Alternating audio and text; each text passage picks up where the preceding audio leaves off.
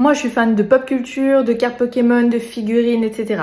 Et je suis aussi une grande fan d'argent, puisque vous le savez, je veux être millionnaire. Alors comment est-ce que je fais pour faire les deux? Je vais t'expliquer. En fait, je crée mon budget chaque mois et surtout, je le suis et je le respecte. En fait, le plus dur, c'est de savoir se dire non. Surtout quand ce qu'on aime, c'est en rapport avec des collections, par exemple, sur les cartes Pokémon. En général, on veut compléter sa collection, du coup, on veut vraiment aller vite. Voilà, s'il y a une carte qui se présente devant nous, clairement, l'envie, elle est hyper forte. Mais c'est là qu'il faut vraiment savoir se dire non et savoir regarder d'abord son budget avant de faire un achat. En fait, c'est une habitude qu'il faut avoir pour tous les achats, mais surtout pour nos achats plaisir, c'est encore plus dur de résister sur les choses qui nous font le plus plaisir. Mais parfois, voilà, il faut savoir se mettre un budget et se mettre une limite et ne pas la dépasser. Ça peut devenir un peu addictif, mais il faut se retenir, il n'y a pas de secret. Parce que si on organise bien ses finances, on peut tout faire, on peut investir, épargner et aussi se faire plaisir et compléter sa collection. Mais il faut juste bien s'organiser et fixer ses limites et surtout les respecter.